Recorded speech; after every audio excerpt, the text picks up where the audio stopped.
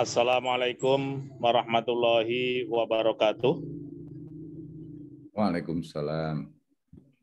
Alhamdulillahilladzi nazzalal Qur'an hudal linnasi wa bayyinatim minal huda wal furqan.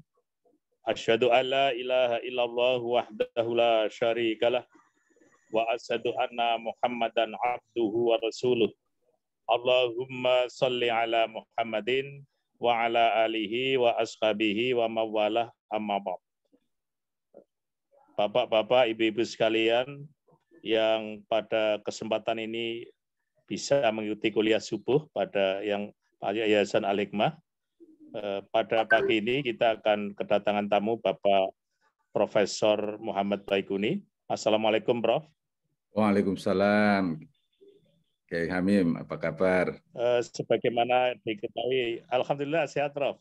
Sebagaimana diketahui bersama bahwa bulan suci Ramadan juga diberi nama dengan Syahrul Quran, karena pada bulan Ramadan itu Al-Quran diturunkan, sebagaimana di dalam surat Al-Baqarah ayat 185, Syahrul Ramadan alladzi unzila fihil Quran hudal linnasi wa bayyinatim minal huda wal furqan.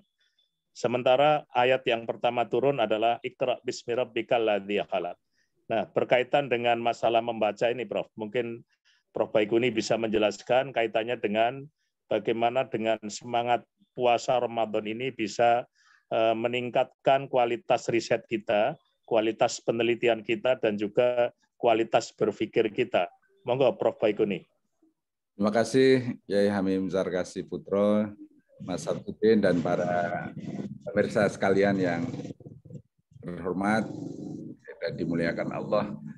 Pertama dan utama, marilah kita panjatkan puja dan puji syukur kehadirat Allah Subhanahu wa Ta'ala yang telah memberikan hidayah, iman, dan Islam sehingga kita bisa mengikuti apa yang dianjurkan dan menjauhi apa yang dilarang. Salawat dan salam kita aturkan pada junjungan Nabi besar Muhammad SAW atas teladan, sikap, ucapan, dan tindakan beliau yang kita ikuti dan umat ikuti hingga akhir zaman. Berkaitan dengan tema kita pada pagi hari ini, pagi yang cerah, kita membahas tentang Iqra, bacalah. Dan ini risetlah dalam kajian kita ini. Jadi bagaimana riset menjadi kunci bagi penjelajahan ilmu pengetahuan, penjelajahan kehidupan, dan juga penjelajahan menuju kebenaran hakiki yang bersumber dari Allah Subhanahu wa taala. Untuk itu memang di bulan Ramadan ini merupakan satu momentum yang sangat baik sekali untuk kita bisa belajar, membaca, meriset, dan kemudian hasilnya tentu saja sebagaimana Rasulullah SAW setelah mendapatkan wahyu pertama itu, kemudian melaksanakan tugas kenabiannya, yaitu memperbaiki akhlak umat dan melalui contoh nyata kehidupan sehari-hari.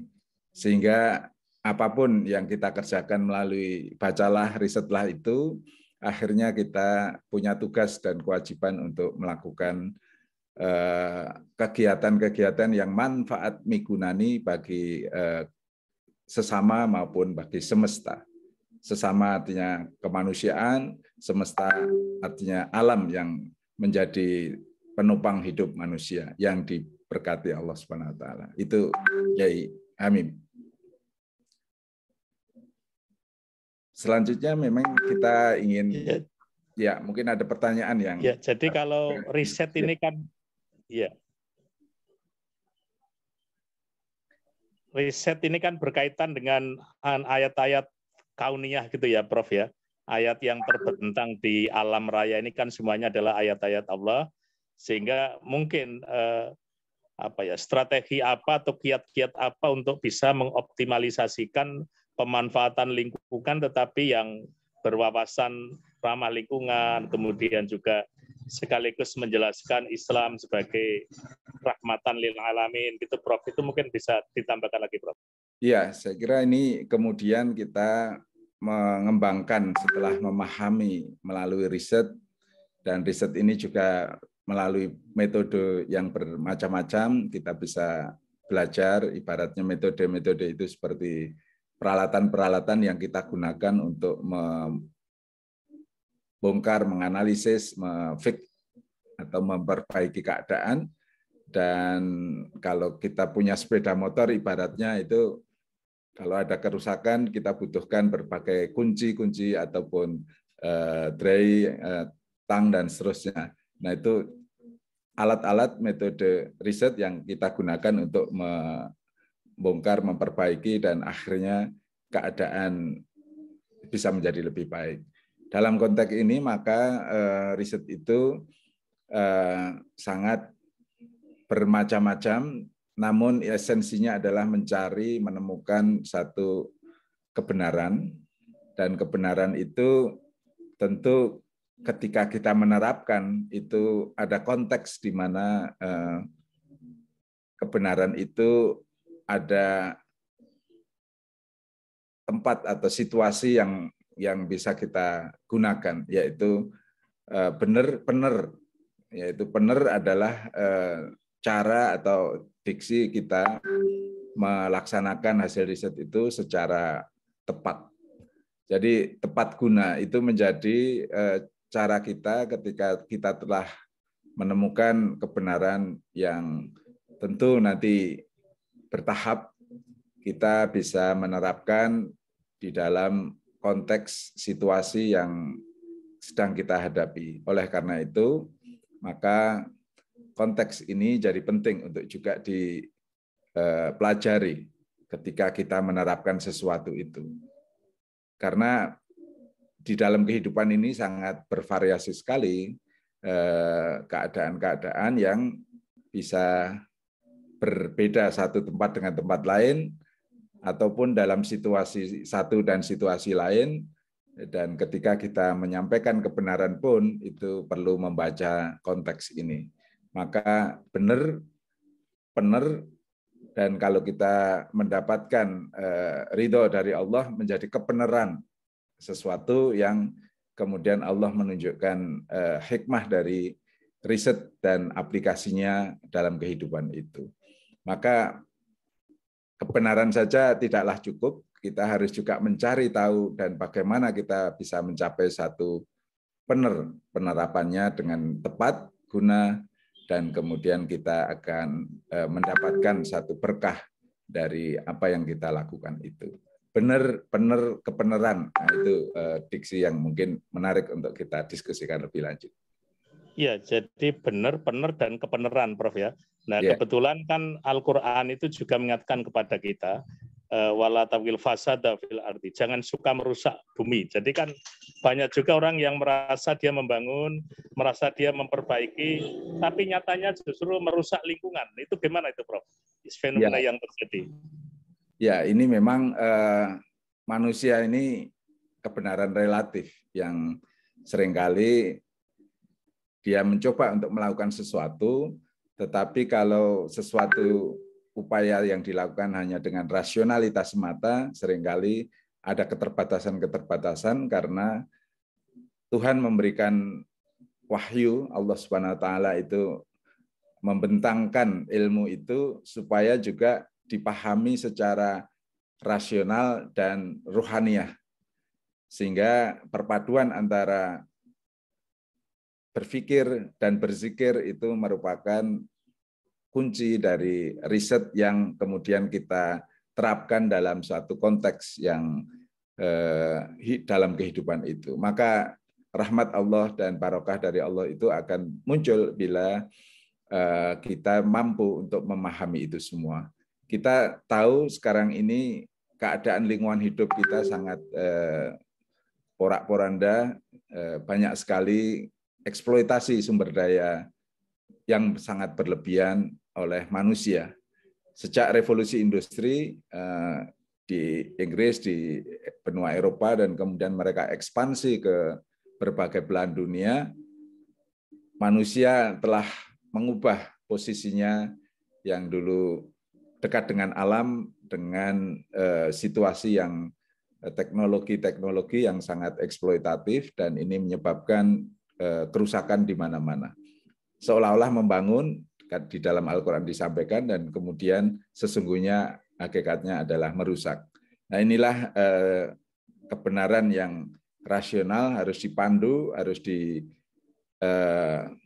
diwarnai dan dicahayai dengan kebenaran hakiki dari agama wahyu, di mana Allah memberikan satu cahaya bagi orang-orang yang beriman, sehingga tingkah laku dan tindakannya itu betul-betul didasarkan pada riset yang rasional, namun dipandu oleh sebuah cara iman dan bertakwa itu menjadi kunci dari kehidupan kita.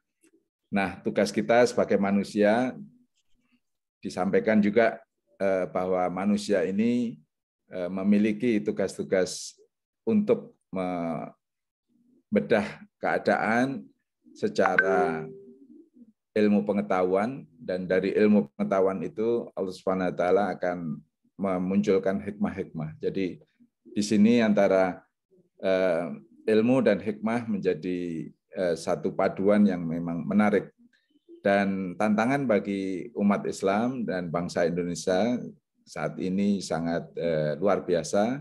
Di negara yang berbasis kepulauan, kita dikaruniai sumber daya alam yang luar biasa. Namun tata kelola dan pemanfaatannya inilah yang saya kira kita harus terus-menerus berpikir keras.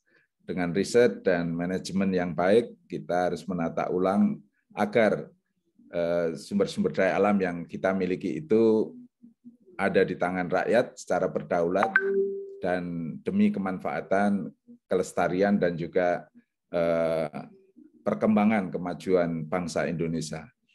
Oleh karena itu, kita wajib berkontribusi di dalam proses pembangun negara kita sebagai contoh pada dunia bahwa dengan ilmu pengetahuan dan kemampuan membangun budaya, kita Indonesia ini yang sangat beragam, Bhinneka Tunggal Ika, akan memunculkan satu strategi pembangunan yang beragam.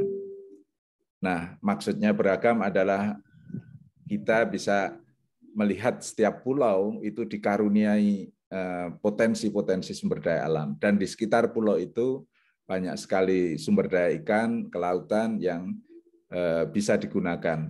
Namun demikian, ketika kita memanfaatkan dan menggunakan, perlu mempertimbangkan keadilan sosial saat ini, bagaimana kita bisa menciptakan kemakmuran bagi bangsa, dan kemudian keadilan spasial, di mana kita perlu keseimbangan antara satu pulau dengan pulau lain dalam perkembangannya, dan keadilan ekologis yang kita tawarkan bahwa tugas masa depan kita untuk generasi yang akan datang adalah melestarikan sumber-sumber itu agar generasi ke depan dia bisa menikmati dan bisa mensyukuri karunia nikmat ilahi itu. Artinya kita harus menggunakan secukupnya sumber-sumber itu tanpa harus melampaui batas-batas, baik batas-batas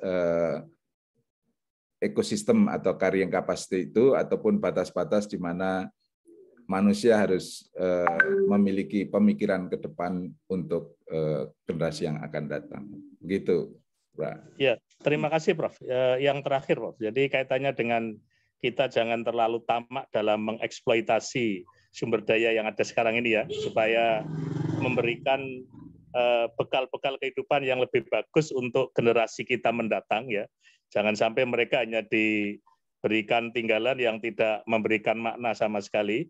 Sehingga mungkin pertanyaan saya yang terakhir, bagaimana kaitannya dengan pembangunan atau perkembangan yang ada equilibrium, ada keseimbangan, Prof. Ya, jadi supaya artinya bahwa contoh misalnya, sekarang kan juga ada saintis kita yang mengatakan ilmu adalah bebas nilai gitu ya, Prof. Ya. Padahal tadi ilmu dan hikmah kan sesuatu yang harus berkohesi, harus jadi satu. Tapi kan ada juga ilmuwan kita yang berpikir agak berbeda dengan kita, mengatakan ilmu adalah bebas nilai dan sebagainya lah. Itu bagaimana menghadapi mereka atau menyadarkan mereka supaya kajian-kajian yang dilakukan selalu berorientasi kepada nilai-nilai ilahiyah gitulah ya. Kalau bahasa yang rapi dibicarakan Prof. Kunto Wijaya misalnya ilmu yang profetik itu, Prof. Gimana, Prof? Terakhir, Prof. Iya, ini merupakan satu tantangan bagi kita untuk melakukan dakwah tentang ilmu.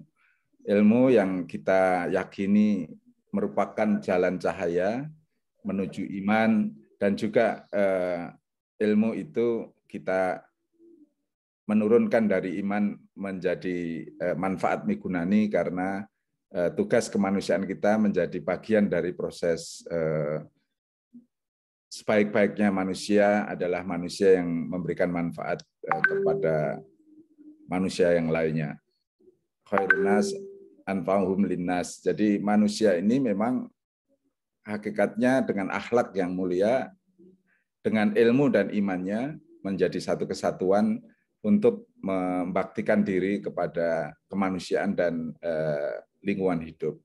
Karena itu maka paradigma cara pandang yang kita usung, kita promosikan adalah ilmu yang merupakan terusan dari iman, dan iman yang merupakan atau dimanifestasikan oleh ilmu, sehingga keimanan semakin tinggi dicerminkan oleh kemanfaatan kita sebagai manusia kepada kehidupan ini yang semakin luas. Keluasan kemanfaatan itu otomatis akan semakin tinggi imannya. Tidak ada semakin tinggi imannya tetapi tidak bermanfaat. Pun demikian harapan kita juga semakin kita luas kemanfaatannya, mendorong iman kita semakin tinggi. Itulah paradigma yang kita tawarkan kepada seluruh peneliti, seluruh masyarakat ilmiah, bahwa nilai-nilai ilmu yang kita kembangkan merupakan terusan dari iman. Dan apa yang menjadi manifestasi iman, kita dengan ilmu bisa manfaat migunani. Karena itu di akhir dari satu zikir kita kepada Allah Subhanahu wa taala itu di dalam Al-Qur'an disebutkan, A'udzubillahi minasyaitonirrajim, bismillahirrahmanirrahim. Ya ayyatuhan nafsul mutmainnah, irji'i ila rabbiki radiyatan mardiyah, wadkhuli fi ibadi wadkhuli jannati. Disinilah letak undangan sebagai nafsul mutmainnah. Nafsul mutmainnah adalah pencapaian yang sangat tinggi, yang di situ ilmu dan amal serta iman merupakan kunci. Dan nafsul mutmainnah ini akhirnya bukan kekayaan seberapa kaya, bukan ketinggian jabatan, bukan kebanyakan harta benda maupun anak turun, tetapi nilai yang sangat tinggi dengan iman, ilmu, dan amal menjadikan nafsu kita mutmainnah. Jiwa kita menjadi jiwa yang tenang, jiwa yang merdeka, jiwa yang teduh, damai. Nah, inilah undangan dari Allah Subhanahu wa taala, apakah kita nanti kembali ke hadirat Allah itu mencapai nafsul mutmainnah. Kemudian irja'i ila rabbiki radiyatan mardiyah, kembalilah kepada Allah dengan ridho dan diridhoi. Kita ingin mendapatkan ridho dari Allah Subhanahu wa taala atas ilmu yang kita dapatkan dan amal yang kita salurkan. Kemudian Allah akan membalas dengan ridhonya. Inilah yang ingin kita capai. Wadkhuli fi ibadi wadkhuli jannati.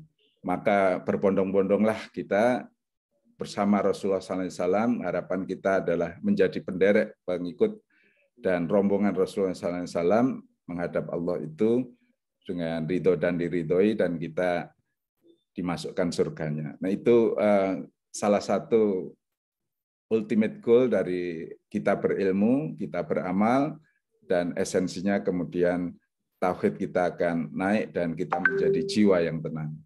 Inilah tawaran kita, jiwa yang tenang tadi bukan eksploitatif, sumber-sumber alam, kekayaan yang melimpah, ataupun juga ketinggian jabatan, tetapi nafsul mutmainnah itu dikaruniakan Allah kepada setiap orang yang berjuang untuk menemukan dan mencarinya. Maka di situ undangan itu, apabila kita telah diundang dengan nafsul mutmainnah oleh Allah Subhanahu wa taala, betapa bahagianya. Dan kebahagiaan inilah saya kira menjadi tawaran kita dalam berilmu dan beramal, karena orang-orang yang bahagia tadi mendapatkan ridho dari Allah. Itulah Mas Hamim sedikit kultum kita di pagi hari ini. Mudah-mudahan bermanfaat. Dan tentu implementasinya sangat banyak. Kami juga membuat pesantren riset Kalam yang 17 hari selama Ramadan. Ini bisa diikuti secara terbuka oleh teman-teman. Pesantren ini merupakan pesantren yang inklusif, semua orang bisa ikut. Dan dari sini diharapkan ada pemahaman ilmu yang lebih baik, dan daya Allah turun kepada orang-orang yang dikehendaki oleh Allah. Demikian. Terima kasih Prof. Jadi pesantren riset salah satu solusi ya untuk bagaimana mendapatkan ilmuwan-ilmuwan yang mendapatkan cahaya ilahi. Mereka akan senantiasa menggunakan ilmunya untuk mendekatkan diri kepada Allah. Terima kasih Prof. Baikuni atas kajiannya yang sangat mendalam ini. Dan kita nanti juga minta waktunya untuk kesempatan yang berikutnya, Prof. Mudah-mudahan sehat selalu, selamat berpuasa, dan sebentar lagi kita berbuka. Terima kasih, selamat berbuka. Assalamualaikum warahmatullahi wabarakatuh. Waalaikumsalam warahmatullahi wabarakatuh.